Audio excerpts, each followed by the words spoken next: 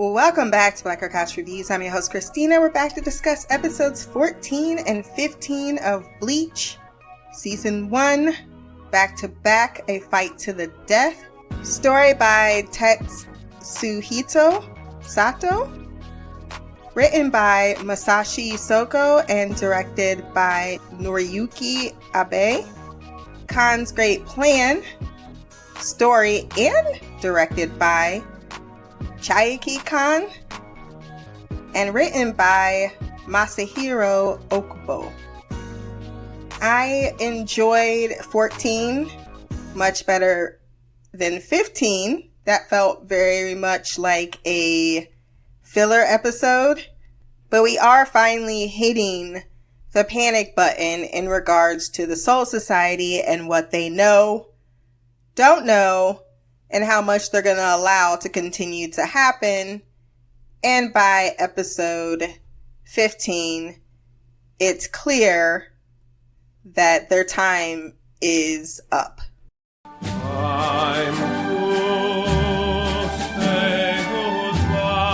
Ichigo blocks Ishida's arrow. We pick back up where we left off, as we tend to do. Ichigo blocks Ishida's arrow and kills the Hollow himself, saying this is a fight between them, not a competition, even though you was over there counting kills before Khan had you looking at the sky. It's raining men. Hallelujah, it's raining men. Despite what their faces say, Quincy isn't alarmed. Hollows are coming together, no big deal. He tells Ichigo, if you scared, sit back and enjoy the show while I handle business. What up, cuz? What up, blood? What up, gangsta? We don't play that. We don't play that. We don't play that. G-Unit. We don't play around. I'm afraid Chad has been replaced in my affections. Because I'm really feeling Quincy's whole vibe he's got going on. Ichigo learns from Rukia the Quincy's were wiped out. The Soul Reapers did so 200 years ago. Information she got from finally a nickname for Urahara. Many might not like it, but clogs. And Ichigo wonders what kind of cult-like society is this in which I have joined. We out here just murdering whole clans. It was a tough decision, not made easily, but they had to make it because Soul Reapers are regulators, aka balancers, because they got multi-hella jobs in the universe, of the number of souls that commute between the human and soul society. And it's always been rather equal. It's an equal amount of life and death. It doesn't change. I like the concept a lot. Probably delves into a little bit of reincarnation, that there's just as much energy put in as put out into the world or as removed from the world. However, the Quincy's showed up murking the souls permanently, which caused an imbalance within the Soul Society and the human world, which meant they had to go. You know the rules, and so do I. Say goodbye. To be fair, the Soul Reapers did try to handle things diplomatically. Like, hey, can you stop killing people? Nah, I don't want to do that. So, it was either the world being in jeopardy or you guys being permanently removed from the chessboard. Now that Ichigo believes that he understands his motivations, he chases Ishida down. Rashly, because that's Ichigo's style, and tells him, look, It's time to stop. Quincy corrects him like, that's old news, and honestly, I sided with the Soul Reapers rationale because it was rational, and it seemed a little self-serving. I don't know what they were on about, so I ain't got no problem with your ancestors killing my ancestors, but y'all took out my sensei, who happened to be my grandfather. Side note, how you gonna call Ichigo Rash, and you are clearly in over your head with the Hollow's numbers not decreasing but increasing? with your bait, even though he kept saying the bait ain't supposed to do that. Turns out Granddad was the last of their kind under watch of the Soul Reapers. He was teaching his grandson, let's just all work together. It's water under the bridge. Even though, were you willing or unwilling to take killing off the table? Because I wasn't clear on if that bit of the equation was agreed upon, because that's why y'all weren't working together. Soul Society wasn't having it, though. I don't need your assistance. Stay out of our way. When 5 huge hollows rolled up in town, Granddad lost the fight, with the Soul Reaper showing up 2 hours later. Well, I've done all I can do. Baby Quincy was watching from afar, and unfortunately, he does feel some guilt about his inaction, which prompted this action that he currently did with Ichigo, someone he feels is at his level. He's out to prove the strength of Quincy, and I'm with Ichigo. If you want to honor your granddad's legacy, then why don't you do the one thing that he wanted you to do? I understand that the Soul Reapers didn't show up, but that was kind of the complaint. Like, bitch, y'all might need some assistance. And it turns out you did. Just came at the cost of my life. And there's that. Plus, this opportunity to work together, which should also prove a point to the Soul Society. Like, look, we are powerful together. Why don't you see you can utilize me? But he's too busy upset about an incident that occurred that was nobody's fault but the 5 hollows that murked your granddad. Ichigo tells him, unless they knew them 5 hollows was showing up and they was like, I think we'll just let nature stay its course.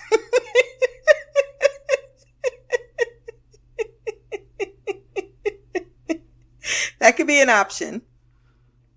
Ichigo tells him back to back is where it's at to defend against this many. And despite Quincy's reluctance or reason for fighting together, they do so. Kill or be killed. That's enough. Reason to join forces and take out these hollows, because it's like 50 million of them and they keep coming. And Ichigo's like, you think you're the only person with trauma. Let me hip you to my backstory.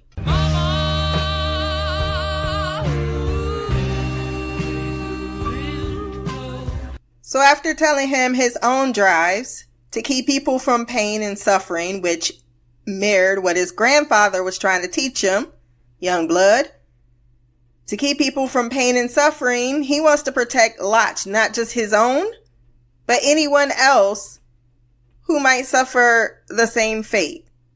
Because I'm not about revenge, though I understand the inclination.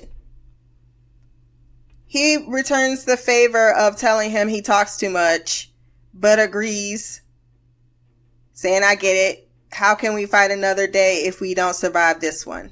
What? Did we just become best friends? Yup!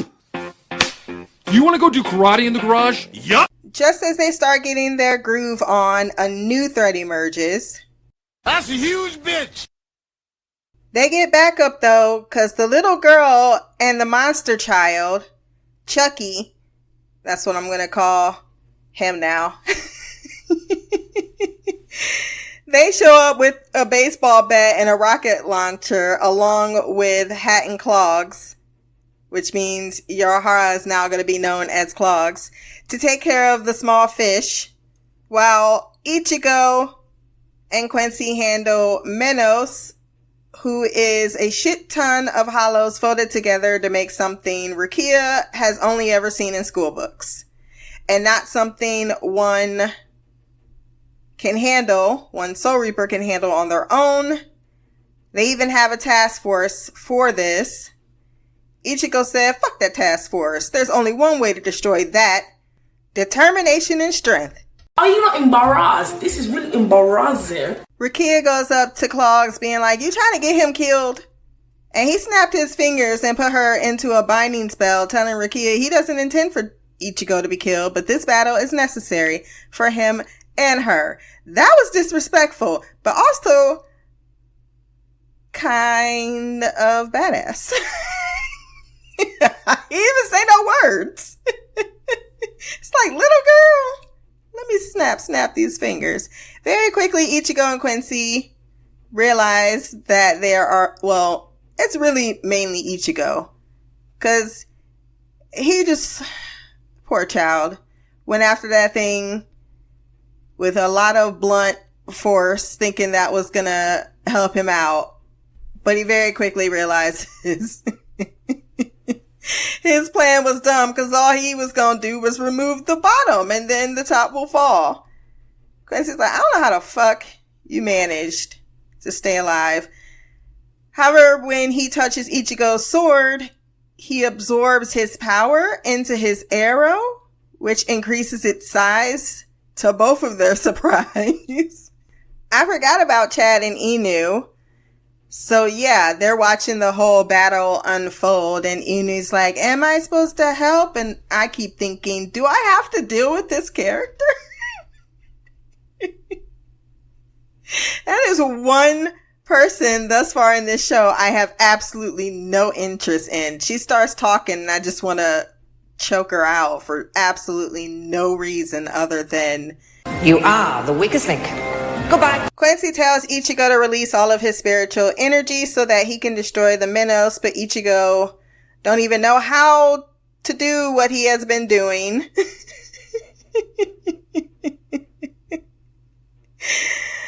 Which is utilizing his spiritual energy to fight the Hollows. He just has nothing but heart and a go-with-the-flow attitude.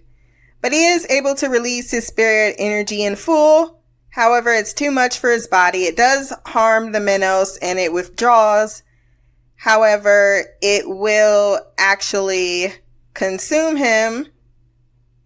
And while everyone was impressed with the Menos, no one was trying to figure out how they were going to, contain his spiritual energy.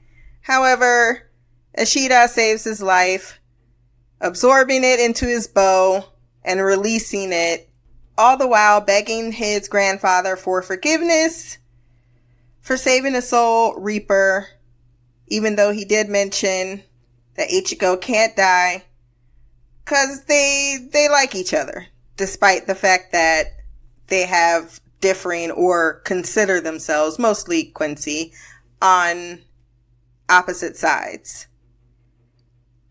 And after he becomes everyone's hero, of course, Ichigo realizes, how am I supposed to be the guy that looks like that? I'm 100% nigga. I gave this episode an 8.7 out of 10.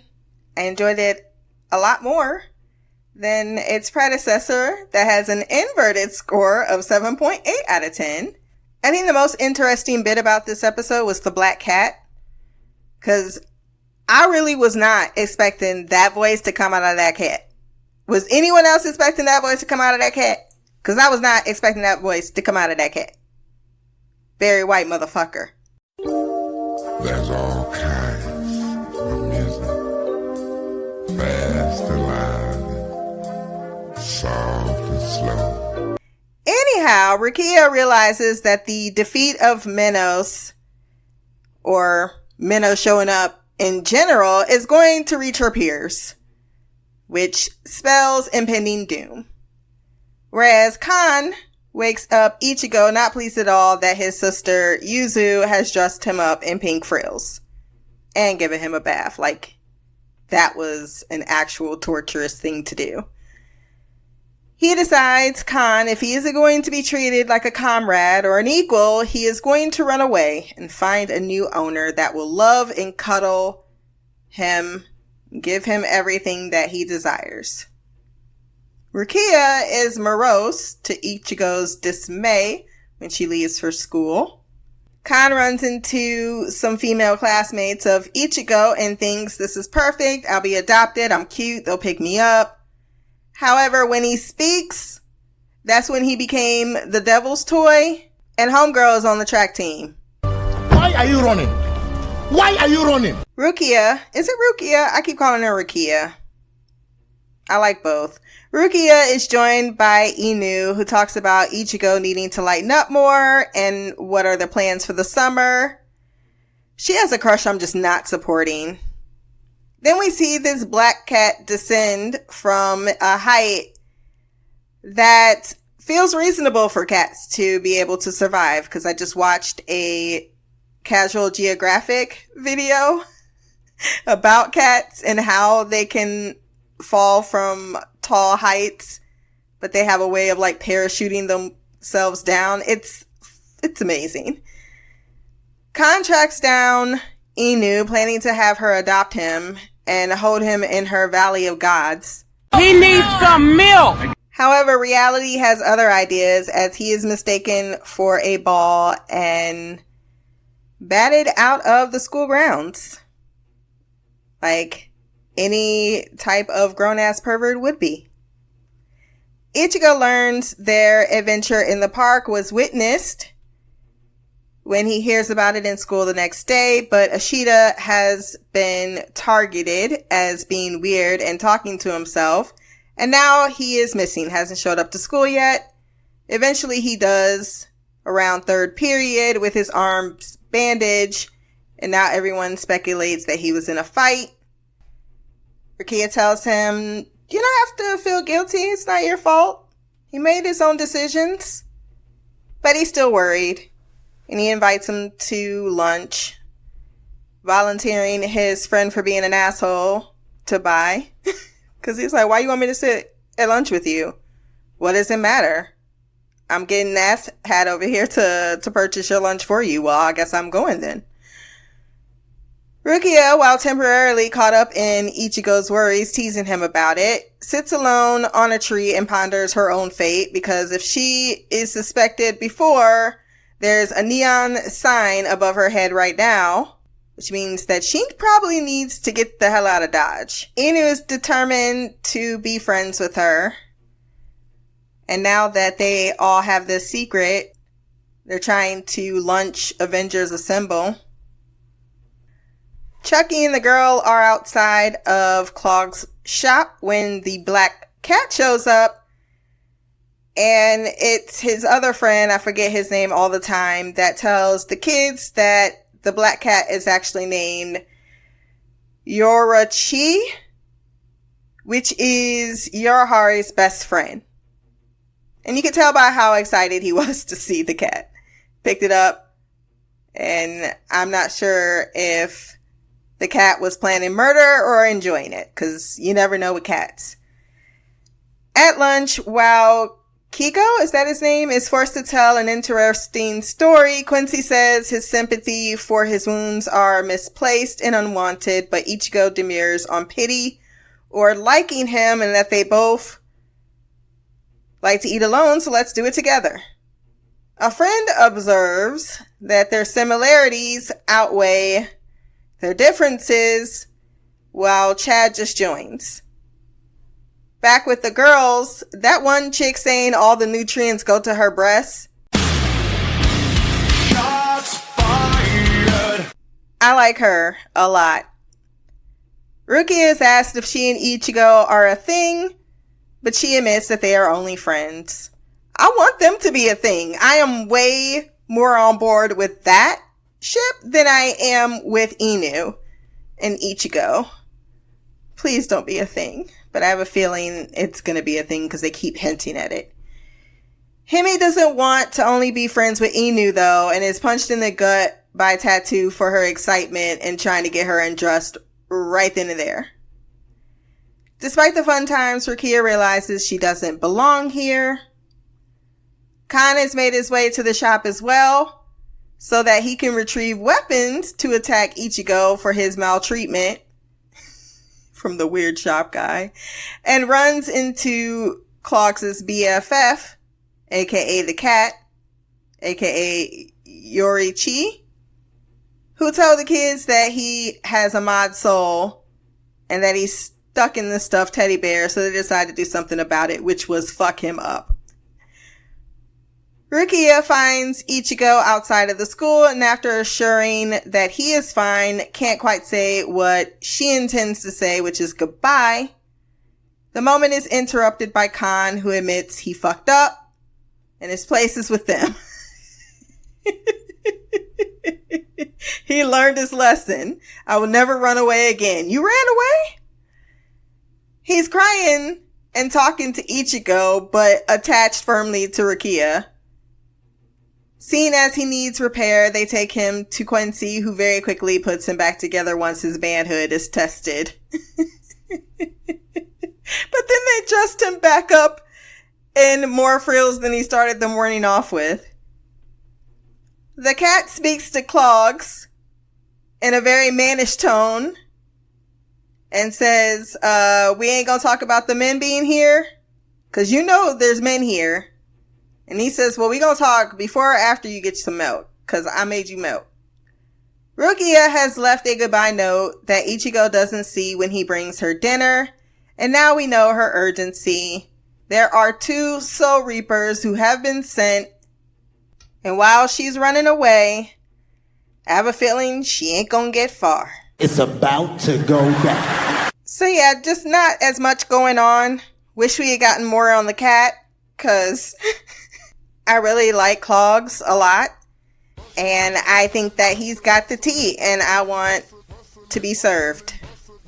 That is all for this episode. If you want to send feedback, blackgirlcouch@gmail.com, or you can leave a comment below. My social media will be down there as well. Like, share, subscribe. Until the next time, peace, hair grease, and black girl magic. Hustling, hustling, hustling, hustling.